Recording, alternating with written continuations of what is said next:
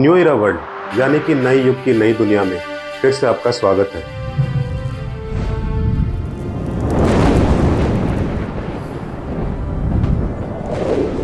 धर्म हमारे जीवन को सही दिशा देने में सहायक धर्म वह आचरण, नियम और सदाचार जिससे मनुष्य का जीवन श्रेष्ठ बनता है।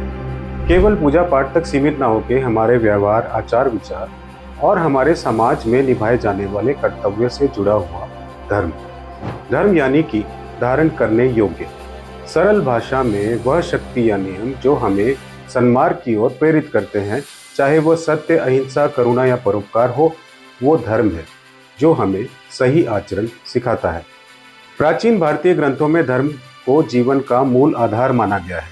इसमें से व्यक्तिगत धर्म वो है जो हमें अपने जीवन में सच्चाई, ईमानदारी और आत्म संयम से जीने की शिक्षा देता है, जबकि सामाजिक धर्म वो है जो हमें समाज से प्रेम, सद्भावना और भाईचारे को बनाए रखने में प्रेरणा देते हैं।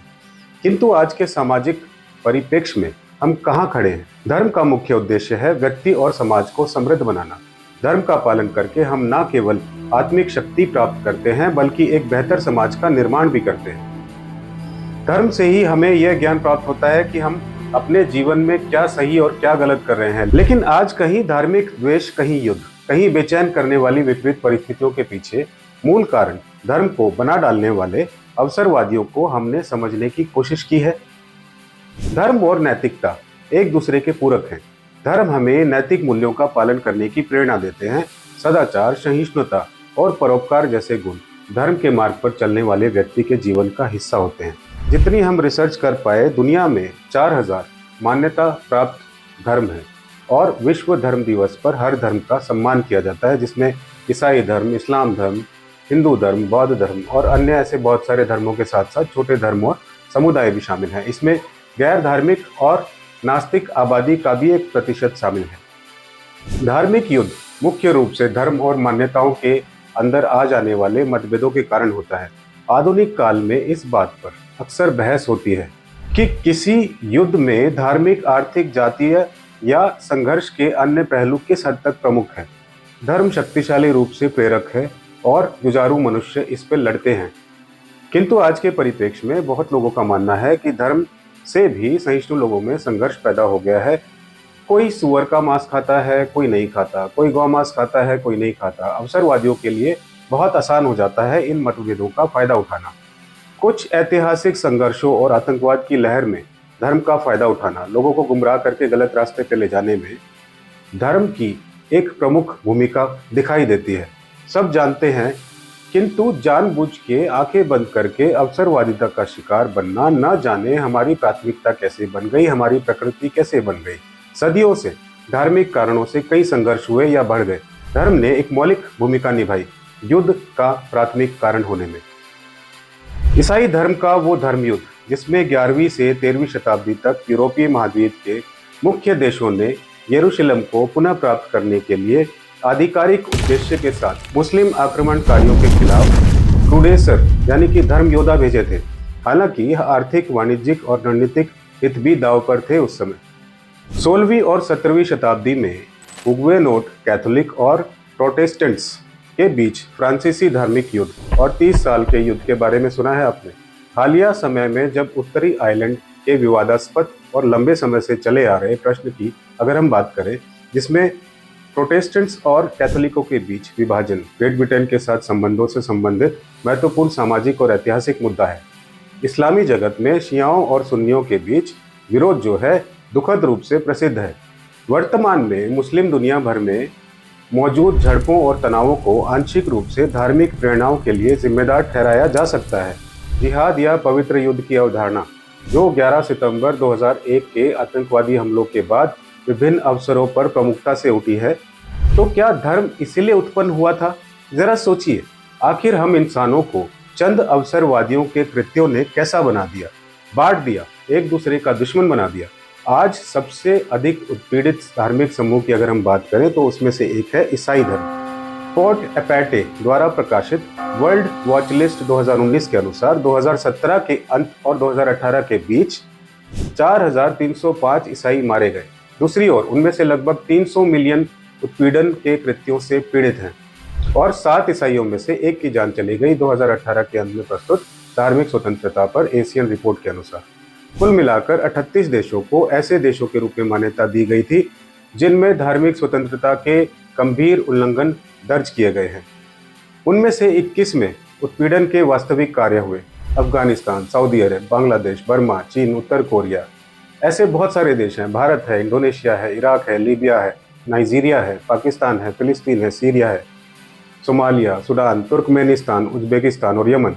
दूसरी ओर 17 राज्य और स्थान हैं जहां हाल के वर्षों में भेदभाव के कार्य हुए हैं या घटित हुए हैं, जैसे कि अल्जीरिया है, अजरबैजान है, भूटान है, ब्रुनई है, मिस्र है, रूस, Iran, Kazakhstan, Kyrgyzstan, Laos, Maldives. बहुत सारे देश हैं, बहुत सारे नाम हैं, जैसे तुर्की है, यूक्रेन है, वियतनाम है। कारण कुछ भी हो डिफरेंसेस का, किंतु आज की दुनिया में अधिकांश लोग भारत को भी इस नज़र से देखते हैं कि भारत में धार्मिक हिंसा की घटनाएं बढ़ती जा रही हैं। 2008 में उड़ीसा राज्य में बहुत गंभीर ईसाई विरोधी हमलों में 100 से अधिक लोग मारे गए थे और हजारों ईसाई घर और चर्च जो हैं वो नष्ट हो गए थे। विकिपीडिया के इस लिंक पर आप जाइए, आपको राइट्स की एक सूची मिलेगी। धर्म, जाति और न जाने कितने मतभेद और मनभेदों ने इंसान का क्या बना दिया है। कोई बड़ा है, कोई छोटा है, कोई ऊंचा है, कोई नीचा है, किसी को गुमार है तो किसी को शर्मिंदगी। किंतु कहाँ पहुंच गई है मानव जाति, जरा गौर कीजिएगा। चीन में सामान्य तौर पर विभिन्न ईसाई संस्थाएं बंद हैं, समारोह पर नियंत्रण है। इसके अलावा एक और जातीय धार्मिक अल्पसंख्यक है जिसे केंद्र सरकार यानी कि चीन की सरकार द्वारा गंभीर रूप से सताया जाता है। उनका नाम है उइगर। यह जाति समूह तुर्क और मुख्य रूप से मुस्लिम सहस्र शताब्दियों से जिंगजियांग क्षेत्र में मौजूद है। यह एक अलगाववादी समुदाय है जिसे 2000 के दशक की शुरुआत से ही गहन दमन अभियान से गुजरना पड़ा है, जिसे आंतरिक आतंकवाद के खिलाफ लड़ाई के रूप में पारित किया गया। 2017 के बाद कुछ मिलियन उइगरों को भयंकर दमन और शिकार का सामना करना पड़ा। ऐसी ही स्थिति दशकों से तिब्बत क्षेत्र को भी प्रभावित कर रही है। वहां भी क्षेत्र पर नियंत्रण करने की चीनी सरकार की जो इच्छा है वो पूर्ण है। दलाई लामा, जिन्हें बीजिंग मध्यकालीन व्यवस्था की अभिव्यक्ति माना जाता है, उन्होंने चीन से कुछ प्रकार की स्वायत्तता प्राप्त करने की कोशिश करते हुए तिब्बत को स्वतंत्र बनाने की परिकल्पना को ऑलमोस्ट त्याग ही दिया है। एक और उदाहरण हम दें नॉर्थ कोरिया का। हालांकि सटीक डाटा उपलब्ध नहीं होता वहां से, उसका कारण आप जानते हैं। यह अनुमान लगाया गया है कि वास्तविक जेल शिविरों में हिरासत में लिए गए ईसाइयों की संख्या 2 लाख तक हो सकती है, जिन पर प्रार्थना सभाओं या इसी तरह की गतिविधियों का आयोजन करने या उसमें भाग लेने का आरोप है। आप सोच सकते हैं आज के समाज में भी ये सब होता है। पाकिस्तान में आसिया बीवी का मामला, एक ईसाई नागरिक जिसे इश्निंदा के आरोप में 2010 में मौत की सजा सुनाई गई थी और वर्षों की कैद के बाद 2018 में बरी कर दिया गया था। मुस्लिम बहुमत में भी सुन्नी और शिया घटक सह अस्तित्व में हैं, अक्सर हिंसक रूप से भी। देश के कुछ क्षेत्रों में वास्तविक धार्मिक अदालतें अभी भी मौजूद और सक्रिय है। हाल के समय में व्यभिचार के लिए पत्थर से मारने के मामले भी सामने आए हैं। इसके अलावा युवा लड़कों और लड़कियों का इस्लाम में जबरन धर्म परिवर्तन वहाँ एक आम बात है, नॉर्मल बात है। ऐसा माना जाता है हर साल 1000 ईसाइयों और हिंदू लड़कियों का अपहरण किया जाता है और उनका धर्म परिवर्तन कराया जाता है। ऐसी ही बातें करें म्यांमार की, वहाँ भी बहुत ही गंभीर मानवीय मुद्दा मिला है। बांग्लादेश की सीमा पर रखाइन राज्य में आबादी के सबसे गरीब तबके और संबंधित मुस्लिम आस्था समूह है रोहिंग्या। रोहिंग्या को बर्मी सरकार द्वारा मान्यता नहीं दी गई है, जिसने हमेशा उन्हें बौद्ध धर्म वाले देश में नस्ल और धर्म के लिए खतरा माना है। भारत में भी इसका असर आपने देखा है। नाइजीरिया चले अगर, तो नाइजीरिया में जनसंख्या धार्मिक दृष्टि से विभाजित है। लगभग 50% मुस्लिम है, बाकी ईसाई, प्रोटेस्टेंट्स और कैथोलिक में भी ये हिस्सा विभाजित है। शेष जनसंख्या पारंपरिक धर्मों का पालन करती है। जून 2018 में फुलानी चरवाहों द्वारा 100 से अधिक ईसाइयों का नरसंहार किया गया। इसके अलावा ईसाई चर्चों और गांवों पर हमला किया जाता है, जिनसे निवासियों को पलायन करना पड़ा था, जिससे प्रवासी घटना को बढ़ावा मिला। वर्ल्ड वॉच लिस्ट के रिपोर्ट के अनुसार देश के उत्तरी हिस्से में 2018 में लगभग 3700 ईसाइयों को उनकी आस्था के कारण मार दिया गया। आखिर ये है क्या? वैसे हम बात करते हैं कि एक ही ईश्वर है, भगवान है, जो भी है ऊपर वाला है। सब अपनी अपनी मान्यताओं को लेके क्यों ऐसी परिस्थितियों में पहुंच जाते हैं जहां इंसानियत हमें खत्म सी दिखाई देती है?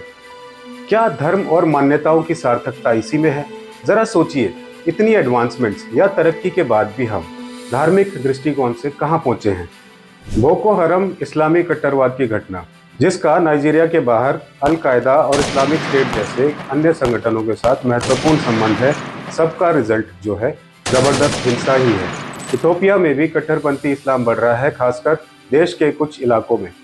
इराक, सीरिया और मध्य पूर्व के अन्य देशों में क्या हो रहा है आप देख रहे हैं। इसराइल का इस समय क्या चल रहा है वो भी आप देख रहे हैं। किंतु ब्रॉड सेंस में अगर हम बात करें बिना पक्षपात के, तो इस बात को गंभीरता से लेने की जरूरत है मानव जाति को कि धर्म को गलत या सही की परिभाषा से दूर करके क्या इंसान को ये नहीं सोचना चाहिए कि जाने अनजाने अवसरवादिता से घिरे हम सब लोग वो नहीं देख पा रहे जो असल वजह है, जहां अवसरवादी हमें हाँक रहे हैं। हमारे मस्तिष्क पे धर्म की आड़ में ऐसा प्रभाव डाला जा रहा है जो इस विरोध और नफरत की खाई को ना जाने कितना गहरा और करेगा। कुछ समझदार और महान लोगों के कथन के अनुसार धर्म केवल पूजा अर्चना का नाम नहीं है, यह जीवन जीने की कला है। धर्म के मार्ग पर चलने से हम स्वयं को और समाज को सशक्त बना सकते हैं। इसलिए आइए हम सभी अपने जीवन में धर्म के मूल्यों को अपनाकर एक आदर्श समाज का निर्माण करें। प्रणाम।